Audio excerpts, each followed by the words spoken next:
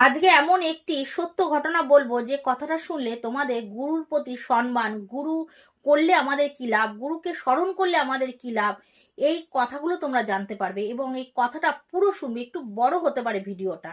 দুই বন্ধু ছিল, একজন গুরুর আশ্রিত ছিল, সে গুরুর নাম করতো এবং গুরুকে খুব ভক্তি শ্রদ্ধা করতো। সবসময় গুরুকে স্মরণ করেই চলতো, তার আপদে হোক, সুখে হোক, দুঃখে হোক, সবসময় গুরুই ভরসা। সুখ আসলেও মনে করতো গুরুদেবের জন্য আমার সুখ আসছে, দুঃখ আসলে মনে করতো যে এই দুঃখের হাত থেকেই আমার সেই গুরুদেবী আমাকে রক্ষা করবে, গুরুদেবী আমার ভরসা। কোনো বিপদ আসলেও সবার প্রথমে সে গুরুকে স্মরণ করত এবং অনায়াসে সে বিপদ থেকে রক্ষা পেত। তার এক বন্ধু ছিল, সে সবসময় দেখতো যে তার বন্ধু সবসময় গুরুদেব গুরুদেব করতো। কোনো কিছু হলে, একটা হাঁটতে যাচ্ছে, চোট খাচ্ছে, হাই গুরুদেব, এরম করছে। হয়তো চোট খেয়ে তার ব্যথা বিশাল লাগতো, কিন্তু ব্যথা লাগতো না। এগুলো সে ফলো করতো। তখন বলছে, তুই সবসময় গুরুদেব গুরুদেব বলিস কেন? আর তুই এত টেনশন ফ্রি থাকিস কি করে? তোর এত আপদ বিপদ আসে? বলে, আমার গুরুদেবই তো ভরসা, গুরুদেবের কাছেই আমি নিজেকে নিজে আত্মসমর্পণ করে দিয়েছি, আমার আর কোনো চিন্তা নেই। তুইও গুরু কর, গুরু মন্ত্র জপ নিয়ে গুরুদেবের হাতে সব ছেড়ে দে, তুই সবসময় এত টেনশন করিস কিসের জন্য? তখন বলছে, না না, আমার ওইসব হবে না, আমি ওইসব পারবো না।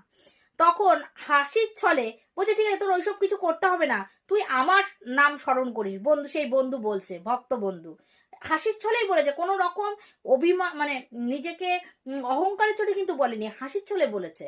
এবার বন্ধুর একদিন খুব বিপদ হয়েছে, যে বিপদটায় তার জীবন পর্যন্ত যেতে পারে। এরকম একটা বিপদের সময় সে মনে করলো, আরে বাবা, বন্ধু তো বলেছিল, বন্ধুকে স্মরণ করলে আমার বিপদটা কেটে যাবে, এই বিপদটা তো আমার কাটাতেই হবে।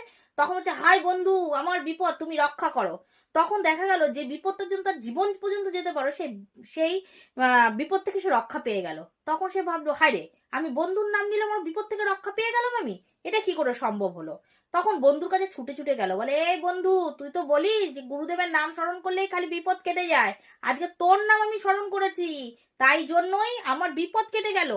হুম, খালি গুরুর নাম নিলে হবে না, বন্ধুর নাম স্মরণ করলেও বিপদ কেটে যায়। তখন সেই বন্ধু বলছে, আরে মূর্খ, তুই আমার নাম যখন জপ করেছিস, আমি তো সারাদিন গুরুর প্রতি আমার মনোনিবেশ থাকে, গুরু ছাড়া আমি নেই। তাহলে যখন আমার নাম স্মরণ করেছিস, গুরুদেব তখন ফিরে তাকিয়েছে, কে আমার মানে মানে যে আমার এত শরণাগতি থাকে, তার নাম কে নিচ্ছে? তখন সেই গুরুদেব তোর প্রতি কৃপা করে, আমি কিছু করিনি, আমার নামে কিছু হয়নি, হ্যাঁ, সেই গুরুদেব তোর উপর কৃপা করে তোর বিপদ থেকে তোকে রক্ষা করেছে। এখনো সময় আছে, তুই সদ্গুরুর আশ্রয় গ্রহণ কর। তখন সেই বন্ধুর পা ধরে হাউমাউ করে কাঁদতে শুরু করে দিল। বললো, চল, নিয়ে চল তোর গুরুদেবের কাছে, আজ আমি দীক্ষা নেব, গুরু মানে গুরু জীবনে ধারণ করব। তারপরে সেই দুই বন্ধু একই গুরুর শিষ্য হয়ে গুরুদেবের শরণাপন্ন হয়ে সারা